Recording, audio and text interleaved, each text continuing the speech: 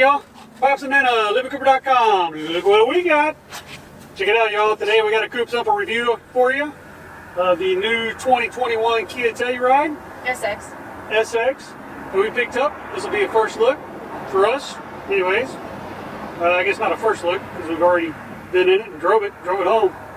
You guys come on in. We're going to walk you around, show you this thing. One of the hottest SUVs out there. It's nice.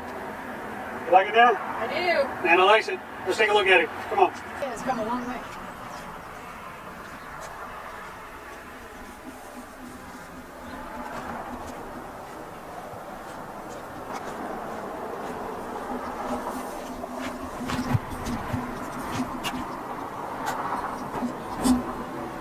All right, y'all, we're going to start right here in the front of the Telluride 2021. It's got the LED projector headlights with LED fog lights around the bottom. It's got the 4 sensors around on the bumper and a little camera right under the Kia logo. Working our way around the side, it's got the Pirelli Scorpion tires with the black rims. This is the Everlasting Silver SX model.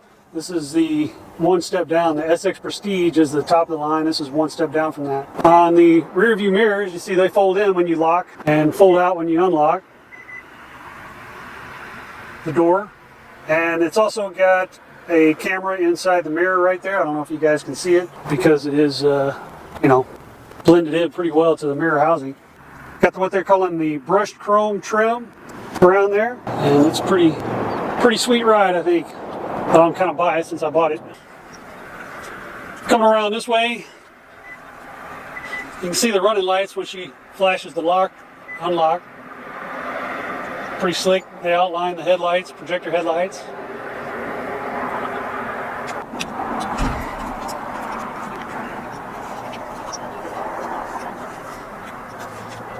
Got the tailgate, the tail lights, tailgate, automatic tailgate.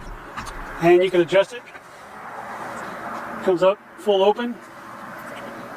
So automatic tailgate, and of course it's got the 4 radar sensors in the back bumper as well. This one came with the tow package, which is pretty nice.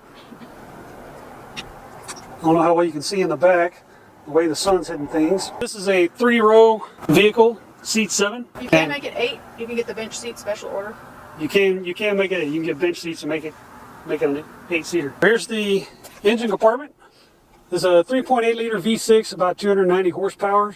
Does 0 to 60 in like 7 seconds. Tow capacity is about 5,000 pounds. And you can kind of see that the engine kind of sits down, which is kind of nice. I guess that's when you do the front end collision, the whole engine drops through the bottom and kind of collapses downward. Pretty clean, nice engine compartment. It's clean, but it makes it harder for the average Joe to work on his own car. Oh, you know what? No proper hooker. Yeah, Nana pointed out that there is no stick to hold the hood up. All it has is the gas-filled cylinders.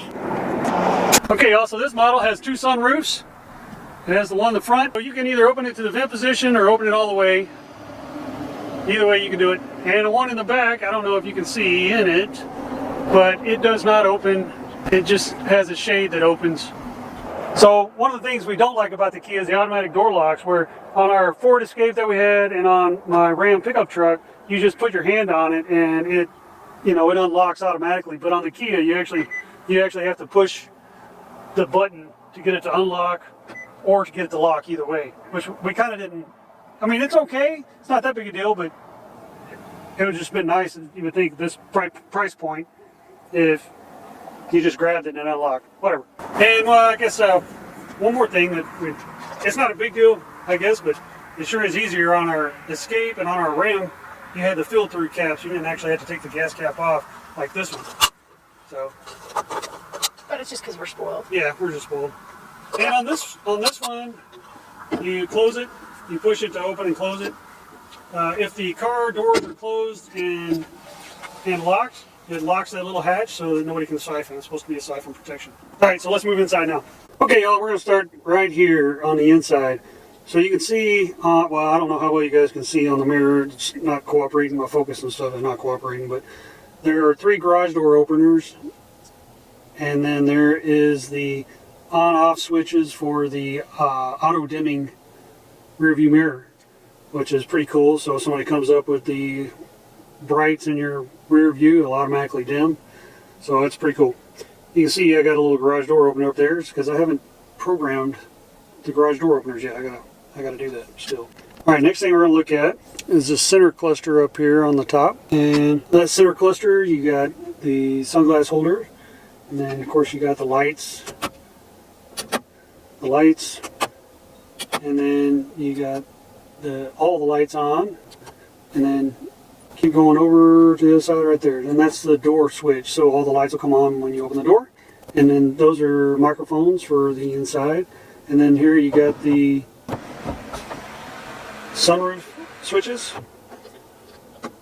for the two sunroofs. That's the sunroof switches. Now you got the UVO button, or UVO, that's the, I guess like the OnStar or Blue Link or what's the Ford Pass or whatever. That's for your emergency. Don't go back. That's for emergency call. If there's an emergency, UVO, and then I'm not sure what the information does. I believe, based on the Hyundai, that this is turn-by-turn direction. Oh, okay. So instead of using the voice navigation, this is the UVO Connect people, and you can get audible turn-by-turn. So that's that console, I don't know what you call it, the ceiling console. Overhead console?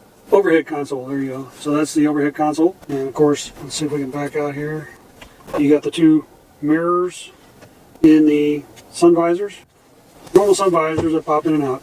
Okay, also let's take a look now at the center dashboard control area, I guess, if you will. So at the top there you have the display, obviously, and it's pretty good size. I'm guessing it's probably about 11 by 5, something like that. I don't know, I didn't measure it. And then right below that you got your center vents. And then below that you got your manual control buttons.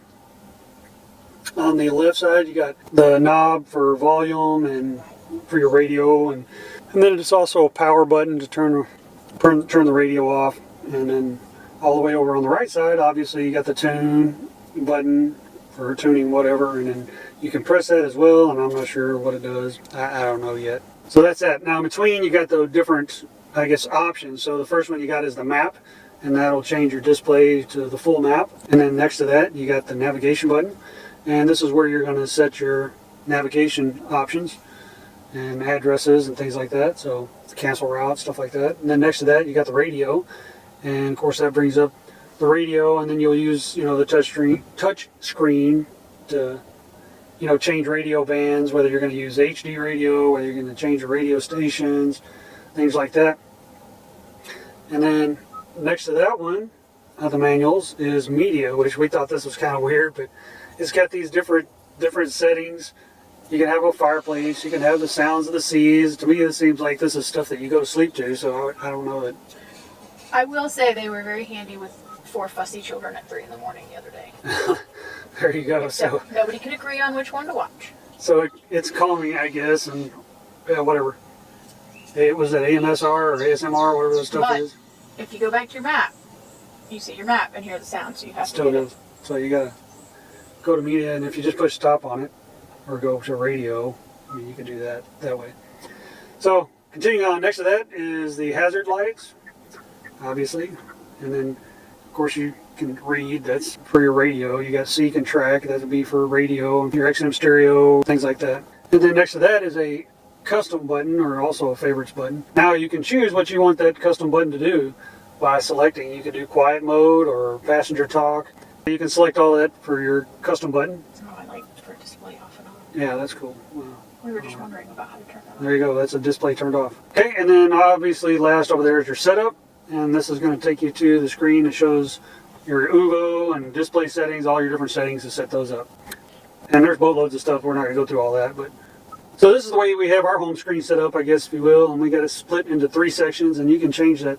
You got the map in the middle, and on the right is the weather, and you can have forecast or regular, current weather wherever you're at. I don't know if you can see, but in the upper right corner up there is showing that Nana's phone is connected, and the amount of service you're getting, cell service, and that hers is sitting on a QI charger, and we'll show you that in a minute. There's a QI charger in here, which is pretty cool. It's got good points and bad points. We'll talk about that in a minute. And then what's that other symbol over there? Can you tell, Nana? It's the moon with 3 stars. Interesting. So maybe our screen is set to a nighttime mode, maybe? Maybe. I'm not sure what that is at this point. Okay, so going down, the ignition button is right there, obviously.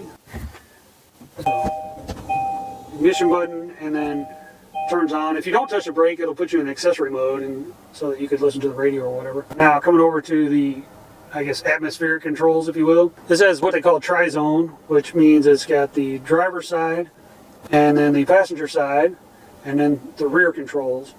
So you can, and we'll look at the rear controls here in a minute.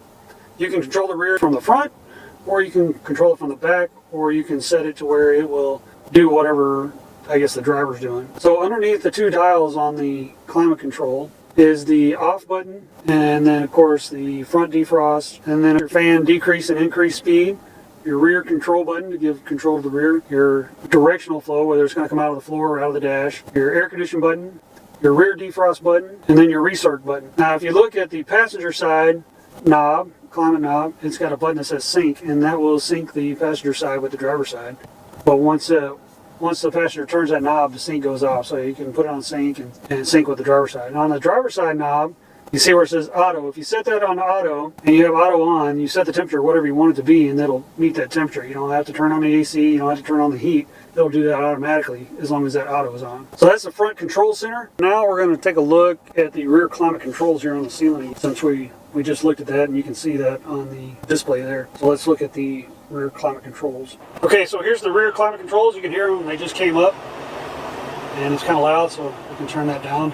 This side is a fan switch, and this side is your temperature controls right there. You can also set this on auto, so just like the front, when it meets that call, it'll change the fan speed automatically. You don't have to mess with it. This button here makes it blow out of the top, and this button here makes it blow out at the feet. And then of course this is off. And you got the rear lights, rear passenger lights.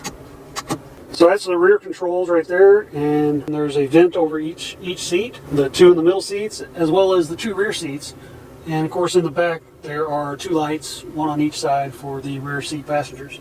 Pretty cool. We'll take a look at the back seats here in just a little bit. Now we're going to look at the center console.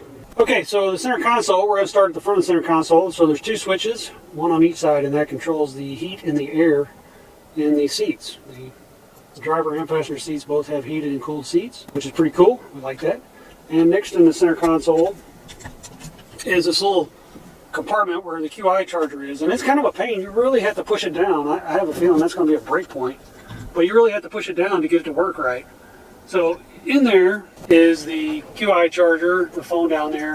Nana's phone is laying on the QI charger, and it's charging. You see a little charge light in the middle.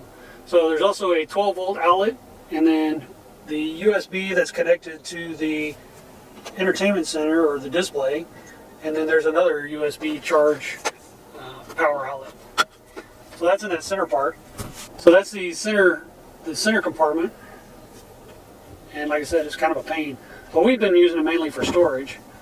So coming back, obviously there's the gear shift, and then next to that is a little storage compartment at the top.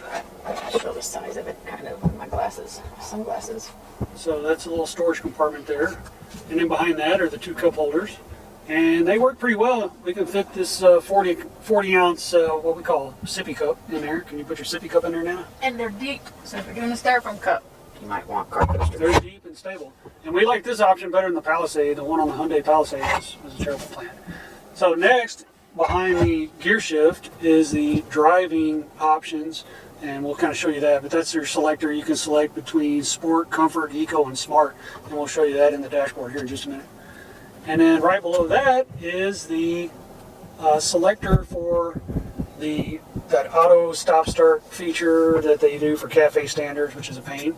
And then below that is the, what is it? Auto hold. Oh, that's the auto hold brake, so that you can take your foot off the brake like if you're at a stoplight, but the brake will stay on until you push the gas, and then once you push the gas, it'll go. In the middle there, that is the emergency brake, and it's electronic emergency brake. Pull up to set, press to release. Yeah, pull up to set, press to release. Next, over there, that is the rear, I guess, backup sensor. And that came in very important when I was pulling a trailer with this thing. This thing will tow like 5,000 pounds, and it has self-leveling, which was really nice. I towed a U-Haul. It wasn't fully loaded, but 5x8. yeah, it was just a 5x8. So that's that button. And then the last button down there is the view button for the cameras around the car. And we'll show you that here in just a minute too. That only works when it's in gear though, so it has to be in gear for the views to work. And then the views will shut off at 10 miles an hour. So moving back is the storage compartment. Open it. And that's one thing that we have so much stuff that, you know, we travel with a lot of junk, I guess. But it's got a pretty deep storage compartment, and I believe it has a power outlet in there. Another USB. Yeah, another USB outlet in there. A little tray. And a little tray. It does not say. So that is the center console. And then, of course, we got 2 more cup holders back here. But those are really for the middle row. Okay, so here's the center display. Nan's going to push the view button, and she's going to put it in drive. Or she's got it in reverse there. So in reverse, you can see your sensors, and your turn, and your overhead view. Now, on the left side of the screen there, she can change that view on to look straight down on it, or that's the view she had it on. If you're backing up, that's a good view into a parking slot. This is kind of a confusing view, but these are the 2 side blind spot cameras that are mounted underneath the mirrors on the sides. So, but it's kind of, you got to get used to that one. It's kind of a weird view. And then below that, obviously you can change your brightness, contrast, all that stuff for center. And then below that is other settings, how they function. So now, when Nana puts the car in drive, or is that neutral? That's neutral. Yeah, so neutral and drive would basically be the same look. The lights come on. Yeah. So the little lights on the vehicle, that's where your wheels are going to go. Interesting. And of course on the left you can change those views again. So that's top-down view, and then the front view, and then of course your blind spot mirror view, which is something you got to get used to because it's actually both sides of the car. Kind of weird. So that's the view. Now let's see if we can go ahead and take a look at the steering wheel controls and the instrument cluster. Okay, y'all, so we're going to start at the steering wheel here. And of course the center is the horn. Off on the left is your voice control. So you can push that to, you know, voice commands for finding stuff, for navigation, for just different finding contacts, things like that. That's your voice commands. And then right next to that, to the right, is the mode. And that changes your mode from AM, FM to satellite. And then, of course, you can see the 2 buttons on the bottom there. That is your phone buttons, answer, hang up. In the middle on the left, you got your volume. And if you push that volume button, it's a mute, which is kind of cool. So it mutes the system. Next to that is change your stations, your preset stations. Or if you go to media where the fireplace is, you can change it to, you know, whatever you want it, the different calming sounds that help you calm down when you're stressing out. So that's the left side of the steering wheel. On the right side of the steering wheel, this top button here is kind of the menu button, and it changes your menus in the instrument cluster, and we'll look at that in a minute. This button is to turn your cruise off and on. This up and down button is to, obviously you can see it says set and resume. If you push that button up and try to resume, not having used the cruise yet, it will tell you that the criteria for that has not been met. So you always have to set it down before you try to resume, and you have to have used it. Okay, so the bottom there, that's obviously the cancel. And to the left, this is the follow button. And what that does is that sets the number of car links that you will follow behind. So if you're in cruise and you're cruising along and you have it set at 70 miles an hour and you start creeping up on somebody, if you have that set to 2 car links, then when you get within 2 car links of the person in front of you, the car is going to automatically slow down. So you have to watch that. If you're on a 4-lane road and you're behind somebody, you'll slow down before you know it when you could have passed around them and not even thought about it. That's what that button does. So this next button here, this little toggle right here, that's to toggle between your selections of your menus in the cluster there, and we'll look at that in a minute. And then obviously if you push that button in, that's kind of your selector button. It's an OK button for whatever changes you made. Okay, y'all, we're going to look at the center cluster here. So Nana's going to go ahead and start it. So Nana didn't push the brake, as you can see, so it just came on in accessory mode. Now she can push it again. Take your foot off the brake, push it again. So that shows it in the run mode. And obviously the car is not started yet, but that's like for diagnostic or whatever. So hit it one more time. Don't put your foot on the brake though. So now you hit it one more time and it shuts off. Now she has to put her foot on the brake and hit the start button. And that brings it into the running mode. It's started.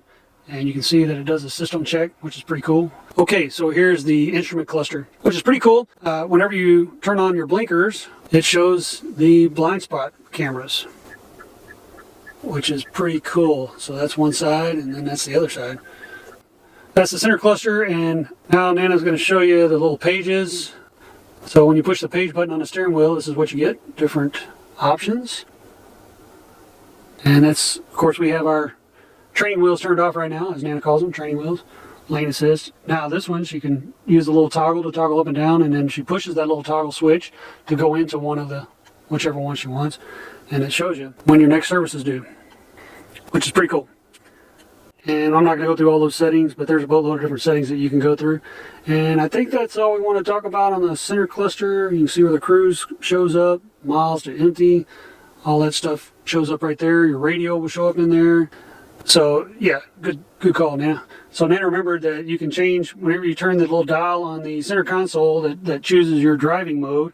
Those are your drive modes right there, as you can see. Sport, Comfort, Eco, and Smart. And I don't know what they all do. I haven't read about it yet, but we usually keep it in Comfort. And then of course, when you're going to back up or whatever, it'll show that stuff, your different gears and stuff. So the fuel filler is on the left side, the driver's side of the vehicle, which our Escape, which we didn't like, had it on the right side of the vehicle. That's the instrument cluster. Let's take a look at the control switches on the dashboard on the left side of the steering wheel. You have the dash dimmer, so dim the lights on the dash, and then next to that is the blind spot monitors. You can turn those off and on there. And then next to that is the lane assist, which you can set the lane assist right there. And then this button is your traction control. And lastly is the rear lift gate. You press and hold to open the rear lift gate on that one. And to close it. As well as to close it. That is true. Okay, so let's move on from there. Here is the controls. Obviously, those are the presets for the seats, 1 and 2, so you can have 2 different people set in there, which is kind of nice. And then whenever they get in, they can hit whichever preset they're set to. And then on the door, you have the mirror fold in. So the mirrors fold in and out automatically when you lock or unlock the car, but then that's so you can do it, say if you're going through a drive-through or something like that and you want to fold those in, you can do that. Then of course you have the mirror select to change the positions of the mirrors. You don't have to push all that. And below that, of course, is the window locks, well, the door locks, and then below that are the windows. And then the last one down there locks the windows, and it also sets the child lock. So you don't set the child locks in the doors like most cars. You set it right there. So it locks the windows and sets the child locks. This is the power seats. We're going to look at these next. And they're pretty self-explanatory. If you've ever had power seats, that's your lumbar switch. And obviously next to that is your tilt, your seat back, blah, blah, blah. Slide the seat forward, up and down with this button. And then there's another button. This has an option to increase the reach of the seat. For some people, they need to move that out. You can see Nana's moving it out. They have longer legs or whatever, and change the contact points on your thighs or behind your knees. It's pretty cool. The controls are the same on the passenger side, other than the passenger side does not have the whole, I don't know what they call that, thigh support, leg support, extension. No. Does the passenger side have lumbar? Oh, so the passenger side does not have lumbar as well. So that's the seat controls. And I think we've looked at everything in the front. Let's take a look. So, yeah, fuse box, hood release. And the door controls on the passenger side are about the same. Oh, the steering wheel is tilt and telescopes, so you can pull it out and push it in, set it wherever you want it, however you want it. Nana sets it and forgets it. Because she drives the car more than I do, and I don't need to change it, so. Yeah. But that is not programmed. That's not auto. Yeah, that's not auto. You have to change that every time. The door set doesn't remember you, but it does have the exit Yep. entrance. So it slides the seat all the way back when you turn the car off, and then it moves it into the last selected position. So if Nana selected one, then that's the last position it's going to go to when she starts it. No matter which key. Yeah, no matter which key. So I think that's it for the front. Let's take a look at the middle seats real quick. Okay, y'all, so we're going to look here in the back. Obviously, this is all about the same. But this one does have the curtains that go up and down, which the grandkids love it, which is kind of nice. Kind of helps it cool down some more in there. We actually rode with the windows down and this open. Yeah. And Seth got a really good nap that way. Nice. Okay, so that's that. Now, you can look, Nana has this set in position 1. The front seat in position 1, and you can see how much room she has in there. And of course, that's with the middle seat pulled all the way up. Access. So I could let somebody in the back row. Yeah, that's pretty good.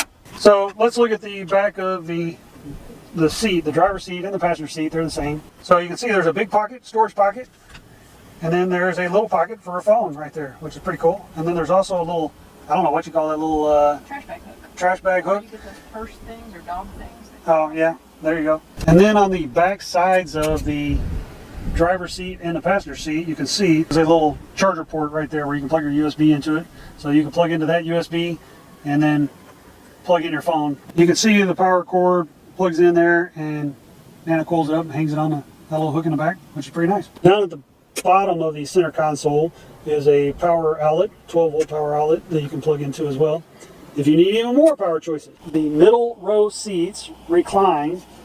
They have a little recline there, and they recline pretty good for middle row seats. And then they come up, and you can move it up. Now the little button you see there, that's for flipping the seat forward and the seat back down in order for people to get in and out of the back easily. So up here on the shoulder, this button on the shoulder does the same thing as the one on the bottom. It moves the seat forward and flips the seat back down so people can get in and out of the back seat easier. All right, so now I'll move over to the other side. Now these captain's chairs have armrests, and they go down, but they also ratchet. So you can go all the way down, and they can ratchet into different positions, which is kind of nice. And I think that's everything on the middle row. Oh, so they got the anchors points for car seats, both middle seats. Okay, so that's the middle row. So now let's flip this forward, and just like that, flips it forward for easy entrance into the back. On the back of each of the middle seats is the tether point for the car seat there. And then down at the bottoms, they have these little straps that are kind of hidden in there. And these little straps do the same thing as the buttons do on the top, where it makes the seat move forward and flips it forward. And you can see over on the other side and the passenger side, you can kind of see it's right there, and then it kind of tucks in, and it's kind of Velcroed in there. The 8-year-old found it right away. Yeah, the 8-year-old found it. So Nana's going to put the seat back in position and show you that she can use that little strap to pull it, maybe. There you go. To pull it so that she can get out that way. I guess it's supposed to be like an emergency release since it's not electronic. All right, I think that's the middle row. Now let's take a look at the back row. So it looks like there's a lot of legroom there, but that seat over there is moved all the way forward. So it's not going to be as much, but I mean, it's great for kids. I mean, you're not talking about putting all the adults around in here. But over there and on both sides, there's 2 cup holders and a power port on each side. So, and the little 2, you said those are for cargo cover? Yeah, you know how the Escape, you can buy that slide out cargo cover. When you open the trunk, you can see the little mechanism that it latches through. Okay. So it sticks in on this end, and then you pull it like a Ford head. Okay. Additional purchase. Yeah. So that's that side. Now also, if you look at the seat belts, they got these little keepers. So these are the middle row seat belts. This is kind of cool. So they're not always flopping in the way. You just stick them right behind there, and it plugs in, which is pretty cool. And that's also on both sides. Now this back seat is a 60-40 split, and the driver's side, behind that driver's seat here, you have the anchor points down at the bottom for a car seat, and then it also has the tether points on the back, which you'll see in a minute. There's a tether point in the middle, but there are no anchor points down at the bottom. So, and then of course on the passenger side over there, there's no anchor points at all for a car seat, which we thought was kind of interesting, that they would have the tether in the center with no anchor points. I guess you could still use your seat belt without the anchor points. Now, one thing that Nana likes about this back seat is this seat belt, the center seat belt. You can take this loose, and a lot of these cars have these nowadays. You can take them loose and get that out of the way, but the way this one stores up in here is pretty cool. Nana can show you. It kind of folds over in there so that it's up and out of the way,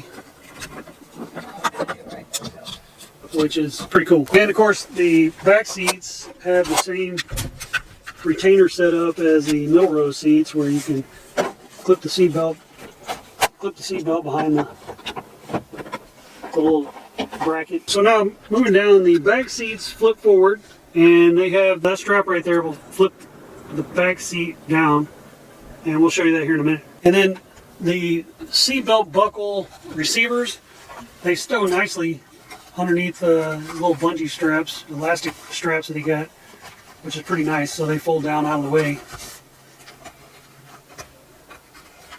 which is pretty cool. And one thing we discovered was the 3 car seat issue back here. If you're buying this for 7 people, we got a anchored in up to 120 pound, infant to 120 pound car seat here.